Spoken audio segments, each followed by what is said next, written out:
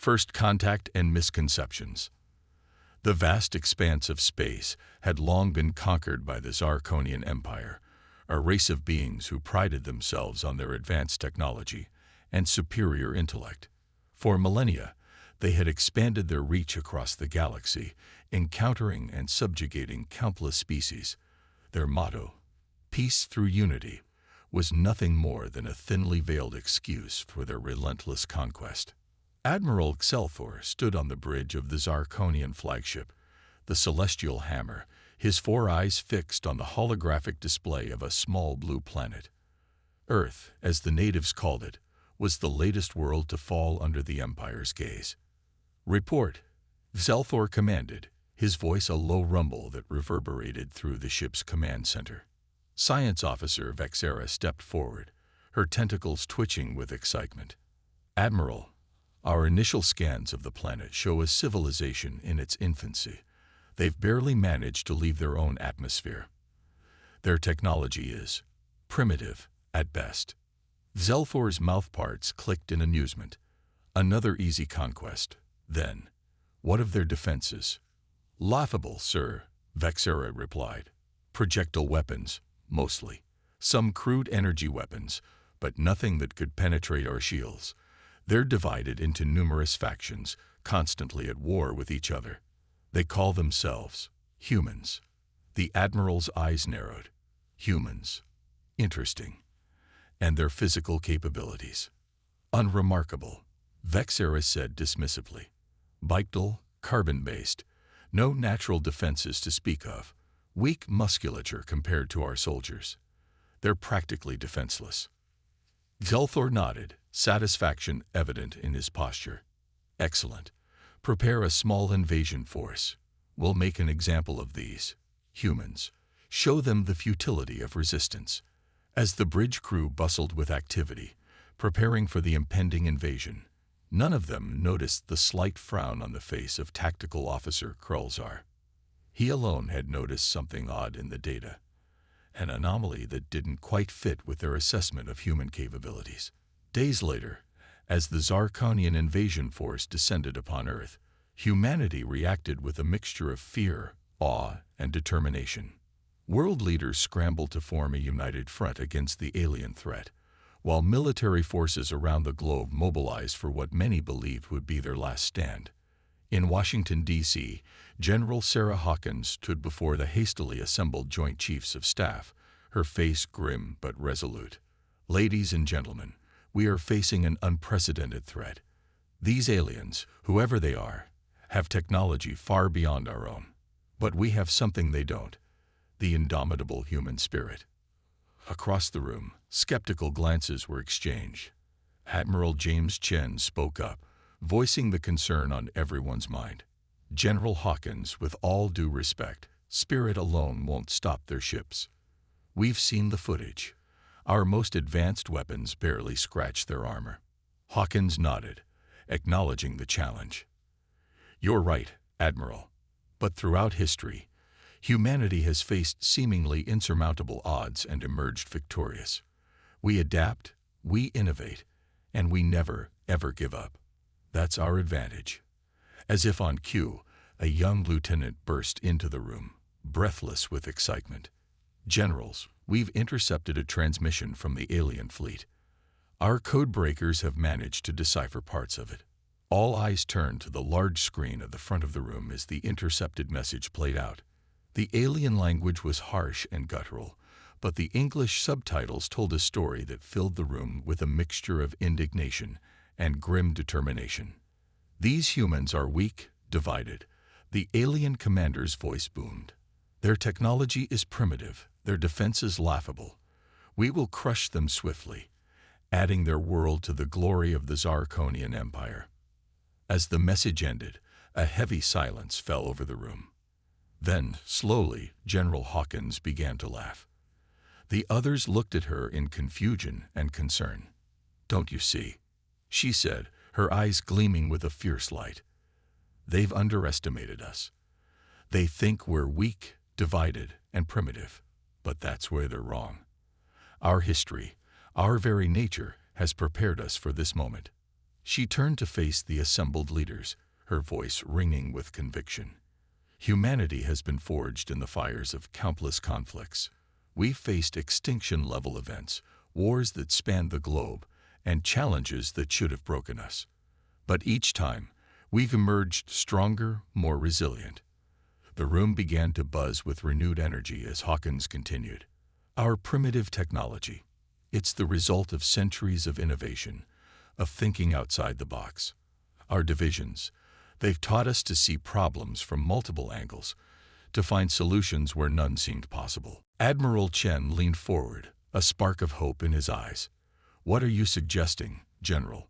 Hawkins smiled, a predator's grin that would have sent shivers down the spines of the overconfident Zarkonians had they seen it. I'm suggesting, Admiral, that we show these aliens exactly why humans are the deadliest species in the universe. We'll use their arrogance against them. While they're expecting an easy conquest, we'll be preparing the fight of our lives. And theirs. As the invasion force approached Earth's atmosphere, Tactical Officer Krulzar couldn't shake the feeling of unease that had been growing since their initial assessment of the planet. He approached Admiral Excelthor, his posture hesitant but determined. Admiral, Krulzar began, I've been analyzing the human historical records we intercepted. There's something concerning about their past conflicts. Excelthor turned, irritation clear in his stance. Speak plainly, Krulzar. What could possibly be concerning about a species that still relies on chemical propellants for their weapons? Krulzar's lower eyes blinked rapidly, a sign of nervousness in his species. Sir, the humans have a saying, necessity is the mother of invention. Throughout their history, they've made incredible leaps in technology and tactics during times of war. They adapt at a rate that's, well, it's unprecedented in our records. The Admiral's dismissive laugh cut through the air. You worry too much, Krulzar. They're primitives, nothing more. By this time tomorrow, their world will be ours, and the name human will be nothing more than a footnote in the glorious history of our empire. As the Zarkonian ships breached Earth's atmosphere, humanity watched and waited. In labs and workshops around the world, scientists and engineers worked feverishly, adapting alien technology from crashed scout ships and devising new weapons and strategies. In hidden bunkers and makeshift command centers, military leaders coordinated a defense plan unlike anything the Earth had seen before.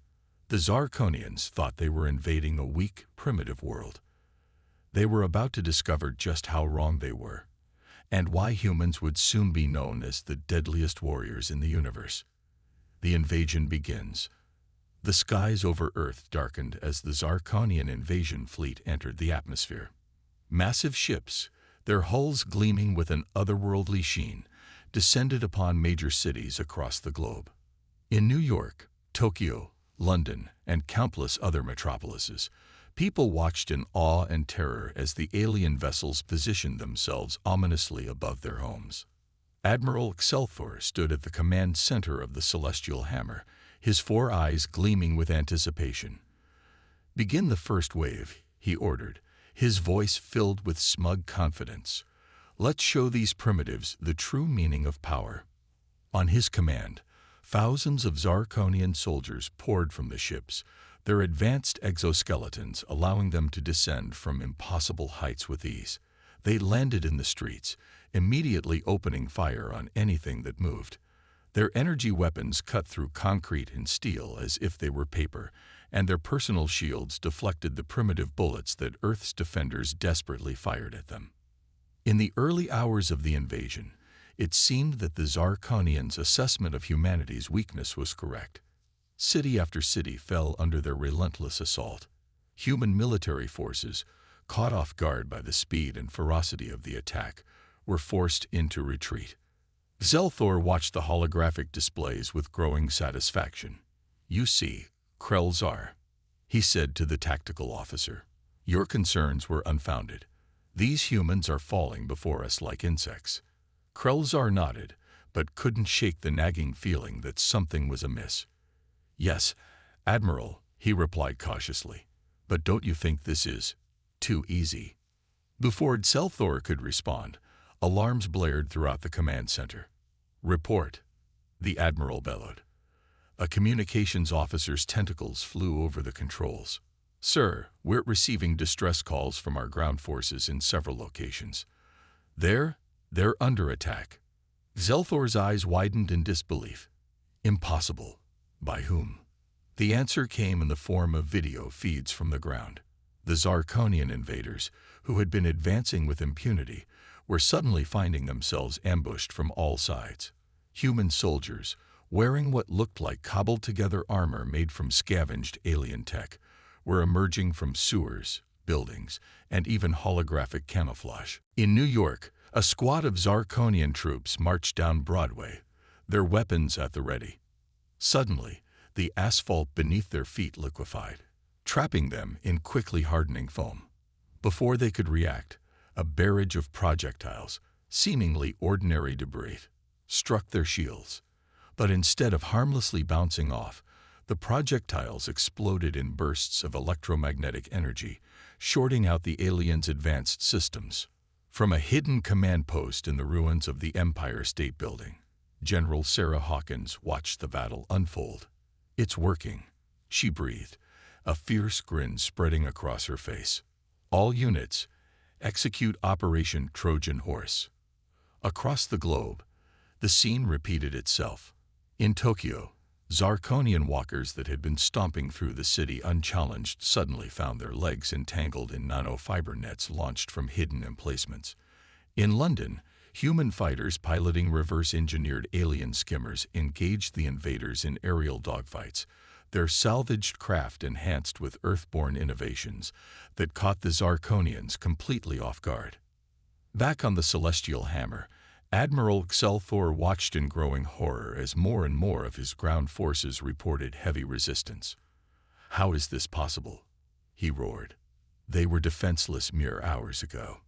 Krelzar, his earlier concerns now fully realized, stepped forward. "Sir, I believe I understand what's happening.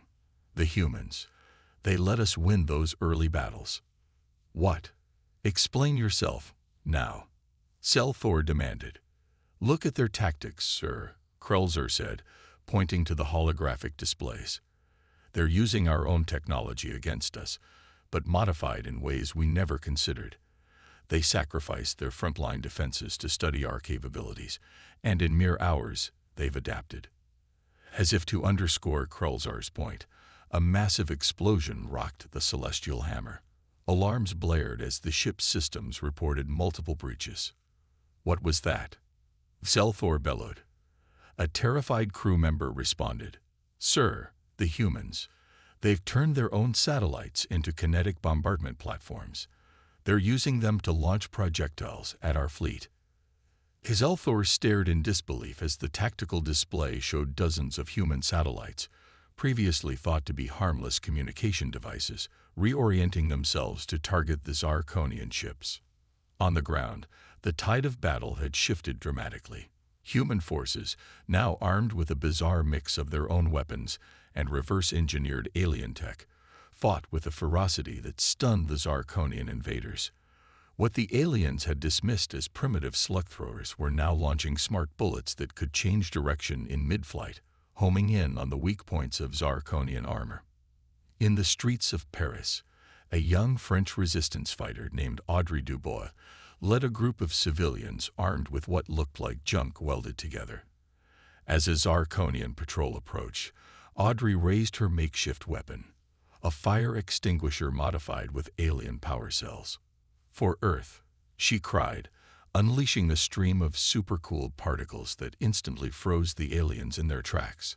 Her team swarmed forward, using sonic disruptors salvaged from a downed Zarkonian fighter to shatter the frozen invaders. Similar scenes played out across the globe. In Rio de Janeiro, capoeira dancers moved with inhuman speed and grace, their movements enhanced by crude exoskeletons that allowed them to go toe-to-toe with the alien soldiers. In Mumbai, street vendors turned their carts into mobile weapons platforms, unleashing swarms of nanobots that infiltrated and disabled Zarkonian tech. As the battles raged on, The Zarkonians found themselves facing an enemy unlike any they had encountered in their long history of conquest. Humans didn't just fight with weapons and technology. They fought with creativity, adaptability, and a stubborn refusal to give up. Admiral Excelfor, his earlier confidence shattered, barked orders frantically. "Call in the reserve forces. We need to regroup and reassess our strategy." But Krelzar, watching the chaotic displays of human ingenuity unfolding before them, knew that it might already be too late. The Zarkonians had made a fatal mistake. They had underestimated humanity's greatest weapon: their indomitable spirit and their ability to unite in the face of overwhelming odds. As the first day of the invasion drew to a close, the Zarkonian forces found themselves not celebrating an easy victory, but fighting for their very survival. The humans, far from being crushed under the heel of the alien war machine, were pushing back with everything they had. In hidden bunkers and makeshift labs around the world, human scientists and engineers worked tirelessly, reverse engineering captured alien tech and combining it with human innovation in ways the Zarkonians had never imagined possible. Each hour brought new adaptations, new weapons, new tactics. The invasion had begun with the Zarkonians confident in their superiority. It was ending with them facing the harrowing realization they had awakened a sleeping giant, and in doing so, they were about to learn why humans would soon be known as the deadliest warriors in the universe. As night fell on the first day of battle, both sides prepared for what was to come. The Zarkonians, their illusions of an easy conquest shattered, began to fortify their positions and call for reinforcements. The humans, emboldened by their unexpected successes, readied themselves for the fights ahead. The war for Earth had only just begun, and the universe was about to witness the true power of humanity unleashed, turning the tide. As the sun rose on the third day of the Zarkonian invasion, the aliens found themselves in a situation they had never before experienced. They were on the defensive. The initial shock of humanity's counterattack had worn off, replaced by a grim determination to regain control. But the humans, far from being exhausted by their efforts, seemed to grow stronger and more innovative with each passing hour. Admiral Excelfor paced the bridge of the Celestial Hammer, his exoskeleton clicking against the metallic floor. The holographic displays around him painted a picture of chaos and uncertainty. "How?" he muttered, more to himself than to his officers. "How are they doing this?" Tactical Officer Krelzar approached cautiously, his lower eyes blinking rapidly in nervous anticipation. "Admiral, I've completed my analysis of human battle tactics over the past 48 hours. I believe you need to see this." With a gesture, Krelzar brought up a series of images on the main display. They showed human soldiers using a bewildering array of weapons and techniques, many of which seemed to defy the laws of physics as the Zarkonians understood them. "Sir, the humans are not just adapting our technology," Krelzar explained. "They're combining it with concepts and ideas we've never even considered. Look here." The display zoomed in on a group of human fighters in what used to be downtown Los Angeles. They moved with unnatural speed and precision, their movements guided by a swarm of tiny drones that anticipated Zarkonian attacks seconds before they happened. "They've created a neural network," Krelzar continued, his voice filled with a mixture of awe and fear. "These drones act as an extension of their nervous systems, allowing them to react faster than any organic being should be capable of." Zelfor's eyes narrowed. "Impossible. Such integration would take years to perfect." "Under normal circumstances, yes," Krelzar agreed. "But the humans, sir, they're using their entertainment technology, something they call video games, to train their soldiers in using these systems. They're turning their recreational activities into weapons of war." Before Zelfor could respond, alarms blared throughout the ship. "We're under attack," a crew member shouted. The view screen shifted to show a swarm of small, agile craft approaching the Celestial Hammer. But these were no ordinary fighters. As they drew closer, it became clear that they were a mishmash of human and Zarkonian technology, piloted by humans wearing suits that seemed to be made of living metal. "Sir," Krelzer said, his voice barely a whisper, "those suits, they're made from the same material as our ship's hull. They've weaponized our own technology against us." On the ground, the scene was even more chaotic. In the ruins of Moscow, a team of human scientists had set up a makeshift laboratory in the shadow of St. Basil's Cathedral. Dr. Yelena Volkova, her hair wild and her eyes bright with manic energy, stood before a group of soldiers. "Comrades," she said, her voice filled with fierce pride, "what you see before you is the future of warfare." She held up what looked like a simple glove, but as she slipped it on, it began to glow with an otherworldly light. "We've cracked the code of Zarkonian phase shift technology," Yelena explained. "With these, you can walk through walls, become invulnerable to their energy weapons, and disrupt their shields with a single touch." The soldiers looked at the gloves with a mixture of awe and determination. One of them, a grizzled veteran named Victor, spoke up. "Dr. Volkova, you've given us a miracle, but can it truly turn the tide?" Yelena's smile was sharp enough to cut steel. "Oh, this is just the beginning, my friend. Wait until you see what we're doing with their gravity manipulation tech." Across the globe, similar scenes played out. In the flooded streets of Bangkok, Thai Navy SEALs piloted submersibles that could transition seamlessly from water to air, their hulls adapted from the skin of Zarkonian dropships. In the Amazon rainforest, indigenous warriors moved like ghosts through the trees, their traditional knowledge combined with alien cloaking devices to create an almost supernatural ability to ambush and disappear. The Zarkonians, for all their advanced technology and military might, found themselves constantly on the back foot. Every tactic they employed was countered. Every advantage they thought they had was turned against them. And through it all, the humans kept coming, their resolve seemingly strengthened by each hardship they faced. In orbit, the space around Earth had become a deadly arena. The remnants of humanity's satellite network, hastily retrofitted with salvaged alien weapons, harried the Zarkonian fleet relentlessly. But it was the emergence of a new kind of vessel that truly changed the game. Cobbled together from the wreckage of the International Space Station and the gutted hulls of downed Zarkonian ships, these human-crewed space fighters moved in ways that defied conventional tactics. They used the debris field of destroyed satellites as cover, emerging from clouds of space junk, to launch devastating attacks before disappearing again.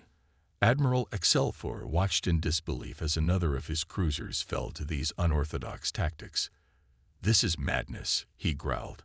"How can they pilot ships they barely understand with such skill?" Krelzer, who had been studying human culture in a desperate attempt to understand their strategies, offered an explanation. "Sir, it appears that many of these pilots were not soldiers before the invasion. They were gamers, humans who spent their leisure time simulating space combat for entertainment. They're treating this like the ultimate game, and their unconventional thinking is proving devastatingly effective." On the Celestial Hammers Bridge, the mood had shifted from confidence to confusion, and now to a growing sense of dread. The Zarkonians, who had begun this invasion certain of their superiority, were starting to realize that they had grossly underestimated their opponent. But it was on the plains of Africa that the true turning point of the war was about to unfold. Dr. Amara Okoro, a brilliant Nigerian physicist, had made a breakthrough that would change the course of the conflict. In a hidden facility beneath the Sahara, Amara stood before a device that pulsed with an eerie, shifting light. "General," she said to the holographic image of Sarah Hawkins, "we've done it. We've reversed engineered their faster-than-light drive." Hawkins' eyes widened. "My God, Amara, are you sure?" Amara nodded, her face set in grim determination. "Not only that, we've improved upon it. The Zarkonians use it for travel. We're going to use it as a weapon." As she spoke, hundreds of FTL missiles, each carrying a payload reverse-engineered from Zarkonian planet cracker bombs, were being loaded onto launchers across the globe. The plan was audacious, borderline insane, But it was exactly the kind of thinking that had kept humanity in the fight. "On your command, General," Amara said, her finger hovering over the launch button. "We can end this war in a single strike." Hawkins took a deep breath, the weight of the decision heavy on her shoulders. This wasn't just about defeating the Zarkonians. It was about sending a message to the entire galaxy. Humanity would not go quietly into the night. They would rage against any force that threatened their existence, and they would emerge victorious. "Do it," Hawkins said, her voice steady and resolute. As Amara initiated the launch sequence, a new chapter in the war was about to be written. The Zarkonians, who had come to Earth expecting an easy conquest, were about to learn the true cost of underestimating humanity's potential for violence when pushed to the brink. The tide hadn't just turned. It had become a tsunami, with humanity riding the crest of a wave that would reshape the galaxy's understanding of warfare forever. The true nature of human warfare. The silence on the bridge of the Celestial Hammer was deafening. Admiral Xelthor stared at the tactical display with all four of his eyes, unable to comprehend what he was seeing. In a matter of minutes, half of his fleet had simply vanished. "Impossible," he whispered, his voice hoarse with disbelief. "How could they have developed weapons of this magnitude so quickly?" Krelzar, the tactical officer who had been warning of the humans' potential since the beginning of the invasion, stepped forward. "Sir, I believe it's time we face the truth. We've grossly underestimated these humans, and we're now seeing the consequences of our arrogance." As if to punctuate Krelzar's words, another alarm blared. "Admiral," a sensor operator cried out, "we're detecting massive energy signatures approaching at faster than light speeds. They're our own planet cracker bombs." Xelthor's exoskeleton rattled as he shook with a mixture of fear and rage. Evasive maneuvers. All ships, scatterand. But it was too late. The sky lit up with explosions as the human-modified FTL missiles found their targets. Zarkonian ships, once thought invincible, were reduced to floating debris in seconds. The few that managed to avoid direct hits were crippled by the shockwaves, their systems overloaded by the enormous energy release. On Earth, in command centers and makeshift bunkers, humans watched with a mixture of awe and trepidation as their audacious plan unfolded. They had struck a decisive blow, but the cost had been high. The use of such powerful weapons, even in self-defense, weighed heavily on many. In the hidden facility beneath the Sahara, Dr. Amara Okoro slumped in her chair, exhausted but resolute. General Sarah Hawkins' hologram flickered before her, the general's face a mask of grim satisfaction. "It worked, Amara," Hawkins said softly. "We've broken the back of their invasion force." Amara nodded, her eyes fixed on the data streaming across her screens. "Yes, but at what cost? The energy released by these weapons, it will have consequences we can't yet fathom." Hawkins' expression softened. "I know, but we did what we had to do. Now comes the hard part.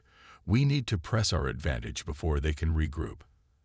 As the two women discussed their next moves, a different kind of revelation was taking place aboard the Celestial Hammer.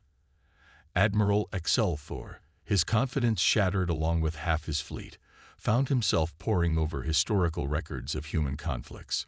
What he saw chilled him to his core. "Krelzar," he called, his voice uncharacteristically subdued. "I need your insight on these human wars. How can a species survive this level of conflict?" Krelzar approached, his lower eyes blinking rapidly as he scanned the data. "It's remarkable, sir. The humans have been at war with themselves for most of their recorded history. They've developed weapons capable of destroying their entire planet, yet they've managed to step back from the brink time and time again." Xelthor's gaze was fixed on images of human battles throughout history, from ancient warriors clashing with swords and spears to the devastation of their world wars, and finally to the nuclear standoffs of their recent past. "Look at this," Krelzar continued, bringing up a new set of data. "They call it mutually assured destruction. They've lived for decades under the constant threat of total annihilation, and it made them stronger. The Admiral's exoskeleton creaked as he leaned back, a dawning realization spreading across his features. They're not just warriors, are they? They're survivors. Every conflict, every near-extinction event. It's all been preparation for this moment. On the surface of Earth, the human counteroffensive was in full swing. With the Zarkonian fleet in disarray, ground forces seized the opportunity to push back against the invaders with renewed vigor. In the ruins of New York City, a squad of human soldiers moved through the streets with eerie precision. Their armor, a patchwork of salvaged Zarkonian tech and human ingenuity, allowed them to phase through solid objects at will. Led by Captain Jake Rodriguez, they approached a Zarkonian stronghold that had been giving them trouble for days.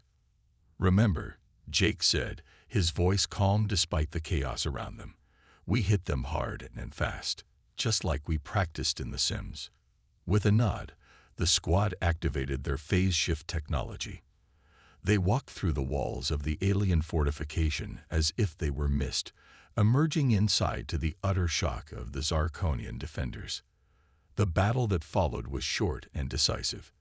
As the last Zarkonian fell, one of Jake's soldiers, Private Sarah Chen, looked around in disbelief. "Captain," she said, her voice filled with awe, "we just took out an entire company of aliens without losing a single person. How is this possible?" Jake's smile was grim behind his visor. "Because, Chen, we've been preparing for this our entire lives. Every war game, every combat sim, every sci-fi movie we've ever watched, it's all been training for this moment." Across the globe, similar scenes played out. Human forces, once on the brink of defeat, now moved with the confidence and skill of veteran space marines. They employed tactics that seemed to defy logic, combining historical warfare techniques with futuristic technology in ways that left the Zarkonians reeling. In orbit, the tables had turned dramatically. Human-piloted fighters, cobbled together from salvaged alien tech and obsolete satellites, swarmed the remaining Zarkonian capital ships. They moved in patterns that no eye could predict, their maneuvers guided by centuries of aerial combat doctrine and countless hours of video game experience. Aboard one of these fighters, ace pilot Maya Patel barrel-rolled her craft through a hail of Zarkonian fire. "Just like threading the needle in Galactic Dogfighter 3000, she muttered, lining up a shot that by all rights should have been impossible. Her makeshift quantum torpedoes struck true, obliterating the Zarkonian cruiser's engines. As the battle raged on, Admiral Excelfor found himself facing a truth he had never considered possible. The humans weren't just fighting back. They were systematically dismantling the most powerful military force the galaxy had ever seen. "Sir," Krelzer said, his voice grave, "I've completed my analysis of human warfare. I think you need to see this." The tactical display shifted, showing a comprehensive breakdown of human military history. It was a tapestry of conflict, innovation, and adaptation that spanned thousands of years. "Their entire history is marked by war," Krelzer explained. "But it's not just the fighting that makes them formidable. It's their ability to learn, to adapt, to take the tools of their enemies and turn them into something new. Every conflict has pushed them to new heights of innovation." Zelthor watched in stunned silence as the display showed the rapid evolution of human weaponry and tactics over just the past century. "By the cosmic core," he breathed, "they've compressed millennia of military advancement into mere days." Krelzer nodded solemnly. "Sir, I don't think we're dealing with just another species. The humans, they're the ultimate warriors. War isn't just something they do. It's integral to who they are. And now we've given them access to technology beyond their wildest dreams." As the realization sank in, Zelthor felt a chill run down his spine. The Zarkonian Empire had conquered countless worlds, subjugated entire species, but they had never encountered anything like humanity. In their arrogance, they had awakened a sleeping giant, a species forged in the crucible of constant conflict. The true nature of human warfare was finally revealed, And it was more terrifying than anything the Zarkonians could have imagined. They hadn't just invaded a planet. They had challenged the deadliest warriors in the universe. And now, they were about to face the consequences of their grave miscalculation. Final confrontation and revelation. The Earth, once a serene blue marble floating in space, now pulsed with the energy of 1,000 suns. The planet had become a crucible of war, a testing ground for humanity's indomitable spirit and newfound technological prowess. As the final battle loomed, both humans and Zarkonians prepared for a confrontation that would reshape the galaxy's understanding of warfare. Admiral Excelsior stood on the bridge of the Celestial Hammer, his once proud posture now burdened with the weight of impending defeat. The tactical displays around him painted a grim picture. Earth's orbit was a graveyard of Zarkonian ships, while the planet's surface bristled with weapons that defied comprehension. "Your orders, Admiral," Krelzar asked, his voice tinged with a mixture of fear and respect.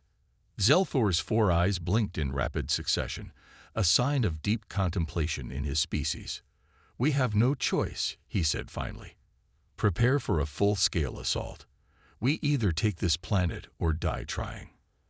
As the remnants of the Zarkonian fleet positioned themselves for one last, desperate attack, humanity stood ready. In command centers across the globe, military leaders coordinated their forces with a precision that would have been impossible just weeks ago. General Sarah Hawkins stood in the heart of a mountain fortress, surrounded by a dizzying array of holographic displays. Each one showed a different aspect of the coming battle: ground forces, aerial combat, orbital defenses, and more. "This is it, people," she addressed her staff, her voice steady and resolute. "Everything we fought for comes down to this moment. Let's show these aliens why you don't mess with humanity." As if on cue, the sky lit up with the fire of Zarkonian weapons. The alien fleet, in a last-ditch effort to turn the tide, unleashed everything they had. Energy beams capable of boiling oceans lanced down from orbit, while swarms of fighter craft darkened the skies. But humanity was ready. Dr. Amara Bakoro's voice crackled over the comms. "Activating the planetary shield now." From hidden generators across the globe, a shimmering barrier of energy sprang into existence, enveloping the Earth in a protective cocoon. The Zarkonian energy weapons splashed harmlessly against it, their power dissipated and redirected. In orbit, Maya Patel led a squadron of Earth's new hybrid fighters. "All wings, report in," she commanded, her voice calm despite the chaos unfolding around her. One by one, her pilots sounded off. A mix of seasoned Air Force veterans and young gamers turned warrior pilots. "Remember your training," Maya said as they engaged the enemy. "Just like in The Sims, but the stakes are real. Let's make Earth proud." What followed was a display of aerial combat, unlike anything the universe had ever seen. Human pilots, their natural skills enhanced by neural interfaces and AI assistance, flew with a mixture of mathematical precision and wild, unpredictable creativity.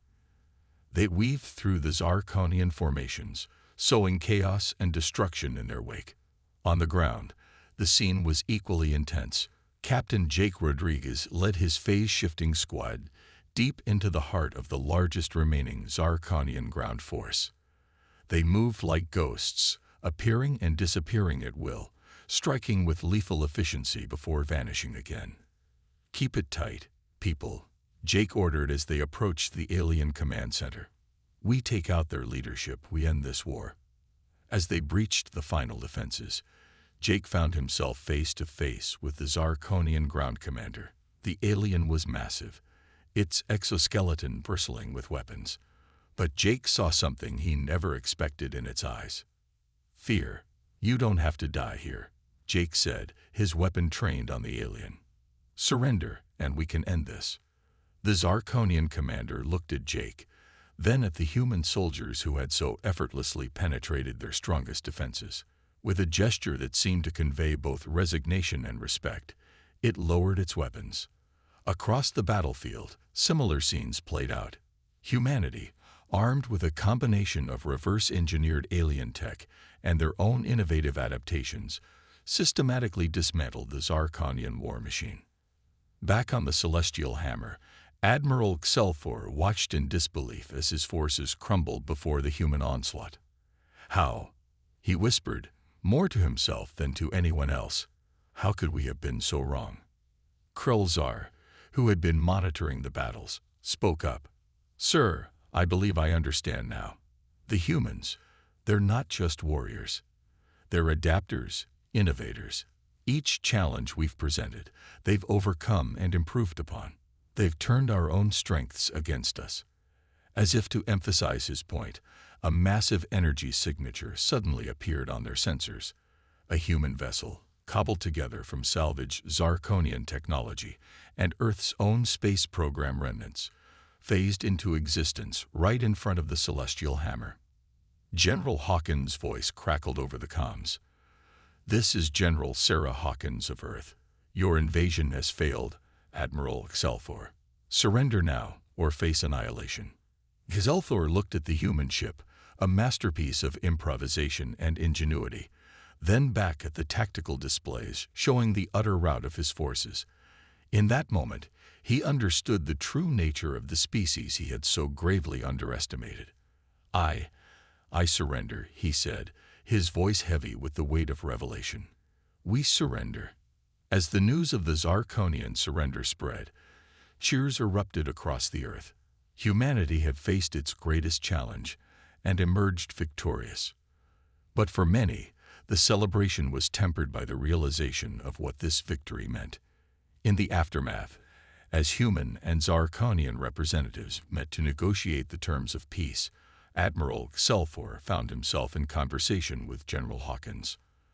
"I must know," he said, his voice tinged with a mixture of awe and fear. "How did you do it? How did your species become so formidable?"